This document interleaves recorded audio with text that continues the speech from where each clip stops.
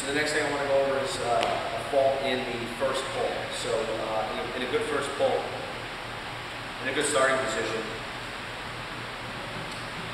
your feet are going to be, the base of your toes are going to be lined up with the bar as you look overhead in the bird's eye view.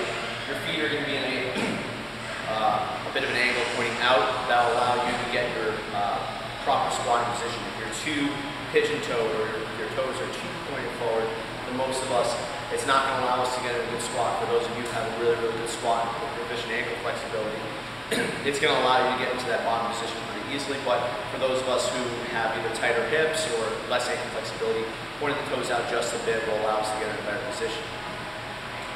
So our feet are definitely going to be underneath our hips. That allows for the maximum jump. It's also going to allow us to move our feet out in our landing position.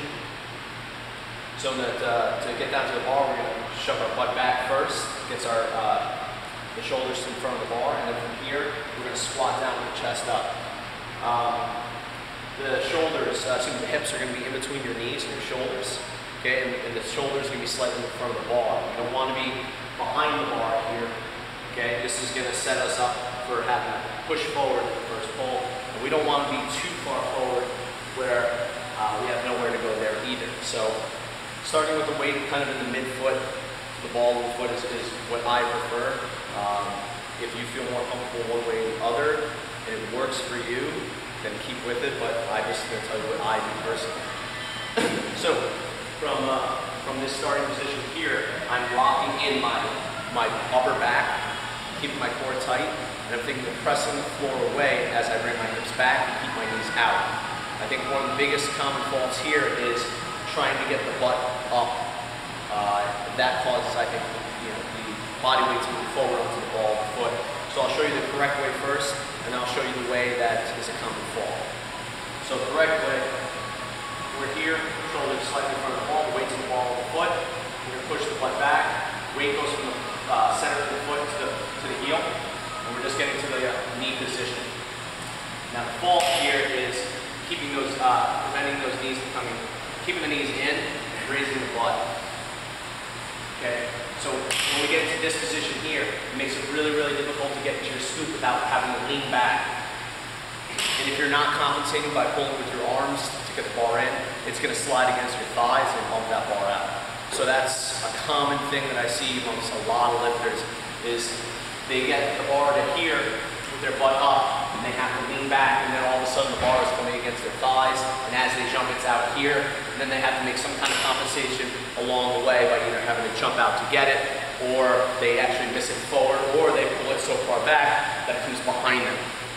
So all that can be solved by correcting the first pull. So in the first pull, we really want to have that chest up, shoulders in front of the bar. The weight's going to shift from the ball of my foot to the heel, and my knees are going to stay out.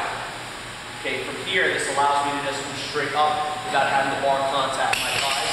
It allows me to get into that pockets position with my shoulders slightly in front of the bar, my weight still in my heels, and in this, the bar contacting my hips.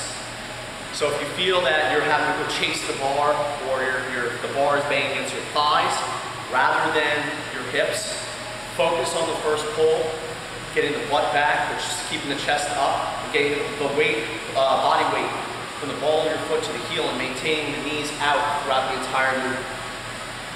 So when I'm talking about like knees out in the entire movement, I'll show from this direction here, is that people have a tendency, or lifters have a tendency to, as they come off the floor, their knees will stay in. Okay, from here, there's not much you can do. You have to kind of come back into this position here. If you keep your knees out throughout this position, it's going to load your posterior chain, and it's going to allow you to keep a more vertical torso. So from here.